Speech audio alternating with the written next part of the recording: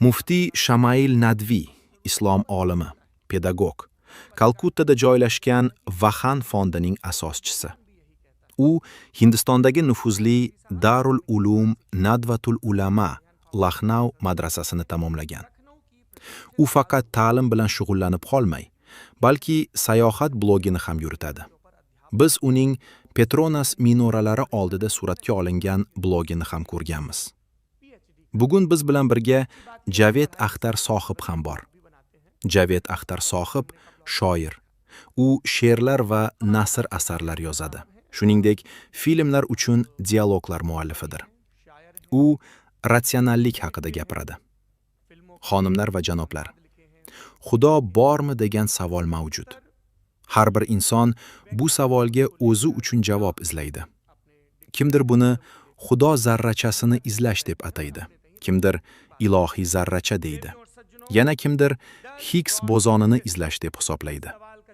Ba'zilar massa qanday paydo bo'lganini, yaratilishdan oldin nima bo'lganini, vaqt paydo bo'lishidan oldin nima bo'lganini tushunishga harakat qiladi. Boshqalar esa bu izlanishlarning barchasi inson ongida sodir bo'ladi deydi. Ratsionallik haqida gapirganda hamma bir savolga javob izlaydi. Xudo bormi yoki yo'qmi? Umid qilamanki, bugun biz ushbu fundamental savollarni muhokama qila olamiz. Avvalo, sahnaga Muftiy Shamail Nadvi sohibni taklif qilaman. Iltimos janob, bir nechta yakuniy so'z ayting.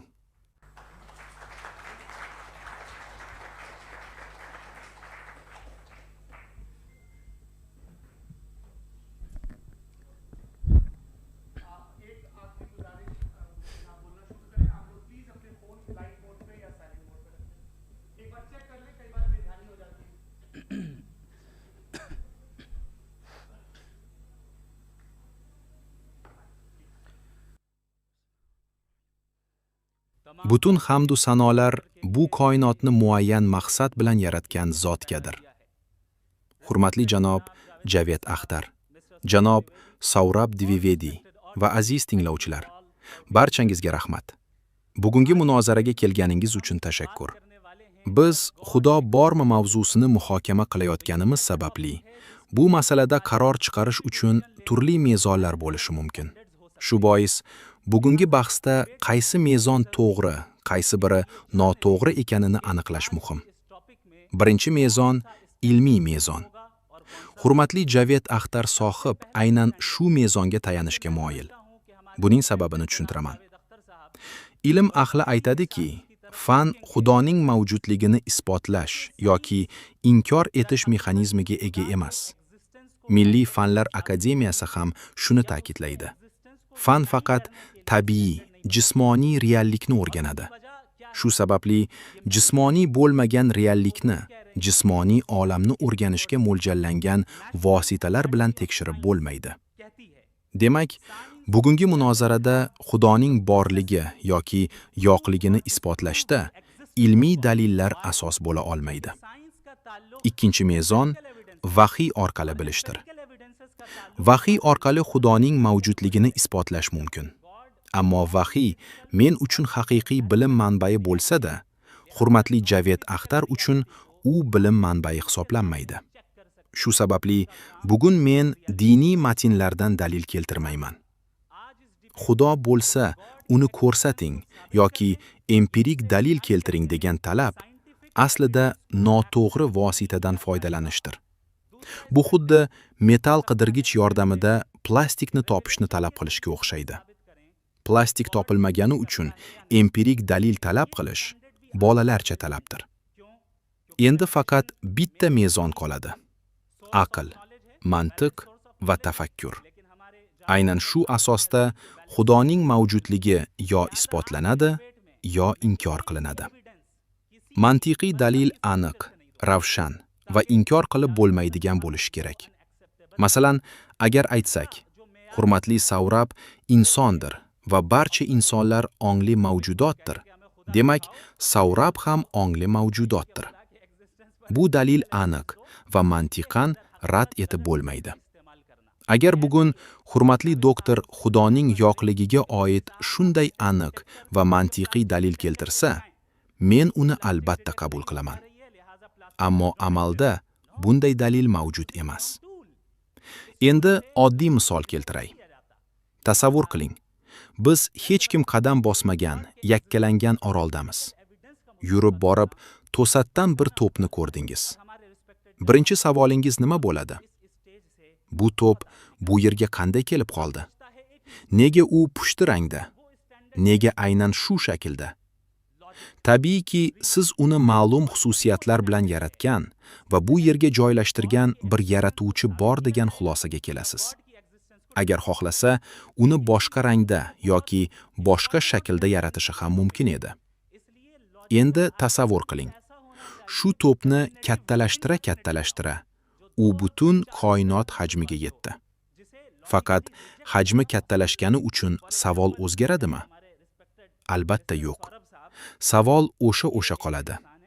Bu koinot qayerdan paydo bo'lgan? Ateistik dunyoqarashga ega odamlar bu savolga odatda bilmaymiz yoki o'zi paydo bo'lgan deb javob berishadi. Agar to'p haqida o'zi paydo bo'lgan degan izoh qabul qilinmasa, nega koinot haqida bu izoh qabul qilinadi? Bu dogma deyiladi. Tabiat hodisalarini tushuntirish Xudo yo'q degan xulosaga olib kelmaydi. Bu masalani inshaalloh keyinroq batafsil tushuntiraman. Men shuni ta'kidlaymanki, yovuzlikning o'zi Xudoning mavjudligiga dalildir. Chunki agar Xudo bo'lsa, biz mas'ulmiz. Mas'uliyat bo'lishi uchun esa tanlov va yovuzlik mavjud bo'lishi kerak. Aks holda zulmga uchraganlarning azoblari behuda bo'lib qolardi. Agar mendan bu to'pni yoki bu koinotni kim yaratdi deb so'rashsa, men sizdan butun koinot ichida kontingent bo'lmagan, ya'ni o'zi mustaqil mavjud bo'lgan biror narsani ko'rsatishingizni so'rardim. Falsafada ana shu tushunchalar orqali mavjudlik tahlil qilinadi. Agar siz, unda bu mavjudotni kim yaratdi? Uning sababi nima? Va bu sababning sababi nima?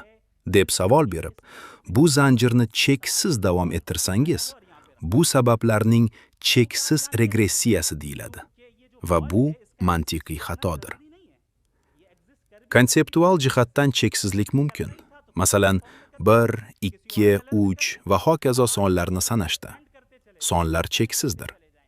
Lekin bu yerda biz konseptual cheksizlik haqida emas, balki zarur mavjudot haqida gapiryapmiz. Zarur mavjudot bu mustaqil mavjudotdir. Agar u bog'liq bo'lsa, u endi zarur bo'lmaydi. U abadiy bo'lishi kerak. Chunki agar uning boshlanishi bo'lsa, u holda u tasodifiy, kontingent mavjudot bo'ladi. U qudratli bo'lishi kerak. Chunki hozirda mavjudlik faol ravishda davom etmoqda. Sizning qo'llab-quvvatlashingiz va e'tiboringiz uchun katta rahmat. Bu muhim tadbirda ishtirokingizni chin dildan qadrlaymiz. Hamma qilayotgan ishlaringiz uchun sizga yana bir bor minnatdorchilik bildiramiz. Endi ushbu dalillardan so'ng hurmatli Javed Axtar sohibdan fikr bildirishni so'rayman.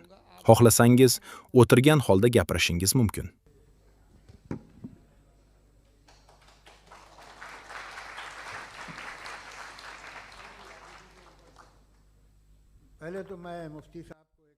Avvalo, muftiy sohibga bir yaxshi xabarni aytmoqchiman. Ilm-fan sohasidagi bilimlarim juda kam. Shuning uchun bu borada tashvishlanmang. Bu Xudo haqidagi dalil yangi emas. U asrlar davomida mavjud bo'lib kelgan. Ba'zi dinlar 3-4 ming yillik bo'lishi mumkin. Inson esa Homo sapiens sifatida taxminan 10-12 ming yildan beri mavjud. Har doim nimagadir ishonch bo'lgan. Bu e'tiqodlar nodon odamlar uchun emas edi. Xudo obrazi yangi emas. U asrlar davomida mavjud bo'lib kelgan. Masalan, qadimgi Misrliklarda bunday e'tiqod bo'lgan. Ular piramidalarni qurgan. Rimliklarda ham bo'lgan. Ularning o'z me'morchiligi va senati mavjud edi. Aholi soni cheklangan bo'lsa-da, aynan ular demokratiyani yaratgan. Ularning o'z Yupiteri, o'z rasi, o'z vulkani bo'lgan. Ularning e'tiqodlari bugungi odamlar e'tiqodlaridan kam emas edi. Xristianlik Yevropaga kelishidan oldin u yerda German dini mavjud bo'lgan. U yerda qudratli bir xudo bo'lgan. Uning sodiq xotini, 2 jasur o'g'li va go'zal qizi bor edi. Xristianlik kelgach, bu dunyo go'yoki butunlay yo'q bo'lib ketgandek tuyuldi. Agar siz ularga ishonganlarni johil deb atasangiz, bu noto'g'ri bo'ladi. Ular o'z davrining juda qobiliyatli insonlari edi va buyuk ishlarni amalga oshirganlar. Vaqt o'tishi bilan bu dunyoda hamma narsa o'zgaradi. Ammo bu muhim savolda har bir jahon dini sizdan eng asosiy narsani, samimiy iymonni talab qiladi. Xo'sh, iymon aslida nima? Iymon bilan oddiy ishonch o'rtasidagi farq nimada? Agar Xudo mavjud bo'lsa, uni menga ko'rsating desa, bu juda sodda va hatto biroz ahmoqona bo'lardi. Bu til. Bu taraf joh qismlarini, pasini olib tashlashgan. Akamiz hozirda gapira olmaydilar. Taomlanishlari ham shu zo'm orqali taomlanadilar. Deyman, operatsiya bo'lganlar, lekin kutishyapti yana operatsiyani. Lekin bir kunda hozirda mablag' sarflanayotgan mablag' 500 mingning atrofida. Tasavvur qiling, 3 yildan beri hozir shu holatda turibdilar. Qarang, tillarini osilib turishini, bu holatlarini ko'rib, to'g'risi men dodda boryapman, chidamayapman do'stlar. Ko'p gapirmaylik. Akam o $200 bir inson bemorlar uchun deb ehson bergan edilar. Sizga shu joyi shet. Iltimos, imkoningiz yo'q bo'lsa xijolat bo'lmang, videoni tarqating, bitta like bosing. Nahot shunga yaramaymizmi?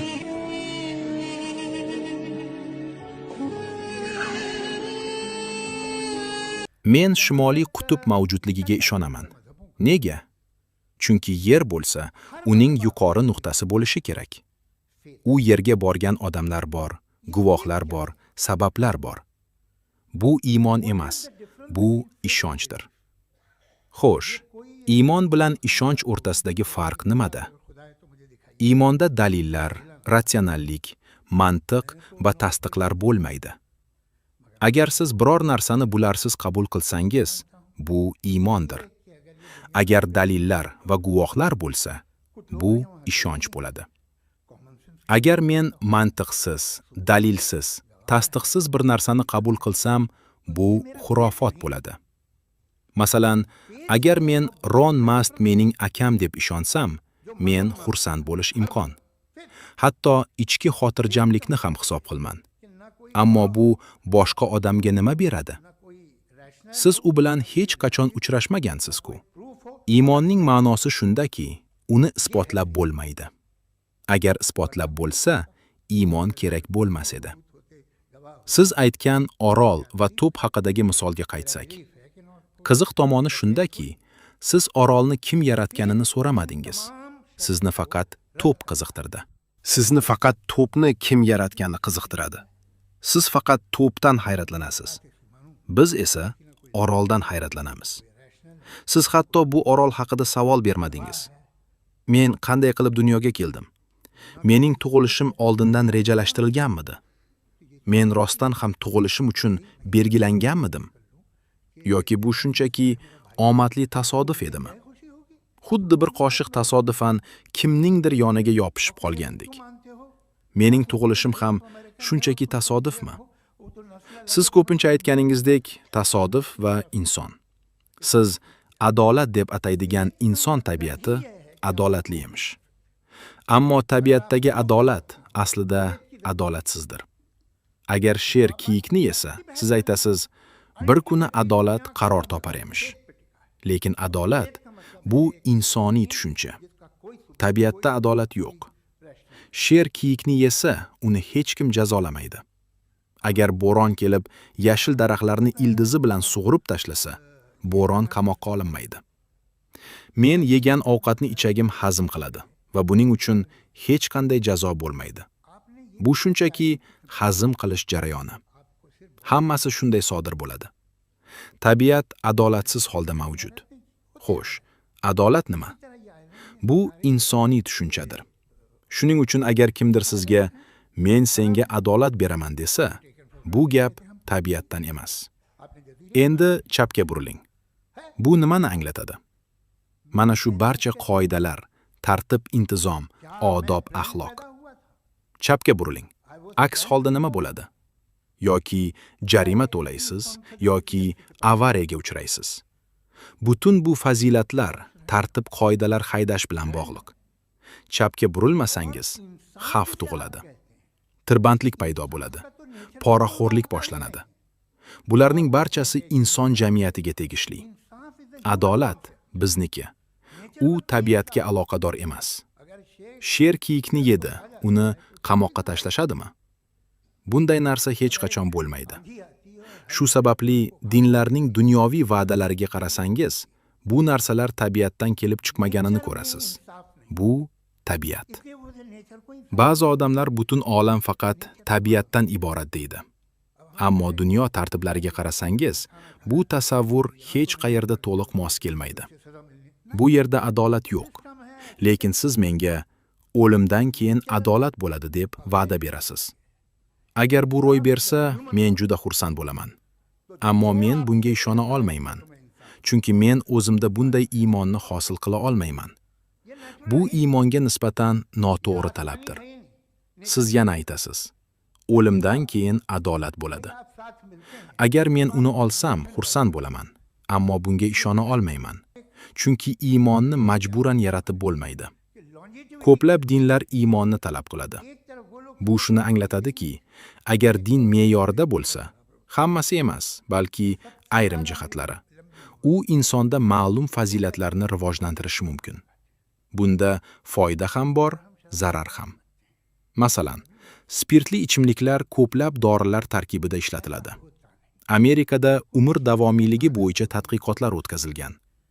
Ayrim xalqlarda kuzatilishicha, ular ko'proq eritilgan sariyog' iste'mol qilishadi. Boshqa tomondan, agar inson spirtli ichimlik ichsa, saraton kabi ayrim kasalliklar xavfi oshadi. Uni to'g'ri ishlatadigan odamlar ham bor. Ishonchim komilki, hurmatli muftiy bundan mamnun bo'lgan. Men ham bundan xursandman. Ammo dunyoda qancha odamlar borki, ular buning sababli o'zlarini barbod qilishmoqda. Bu xuddi spirtli ichimliklarga o'xshaydi. Ba'zi odamlar uni to'g'ri, donolik va me'yor bilan ishlatadi. Uning asl maqsadini tushunadi va suiy iste'mol qilmaydi. Men qat'iy ishonamanki, chuqur hurmatga sazovor muftiy ana shunday noyob insonlardan biridir. U to'g'ri va mas'uliyatli foydalanishning namunasini ko'rsatmoqda va buni ko'rib turish menga nihoyatda yoqimli. Ammo atrofga qarasak, bugungi zamonaviy dunyoda qancha odamlar borki, afsuski nazoratni yo'qotib, o'z tabiatiga, hayotiga va ishiga zarar yetkazmoqda.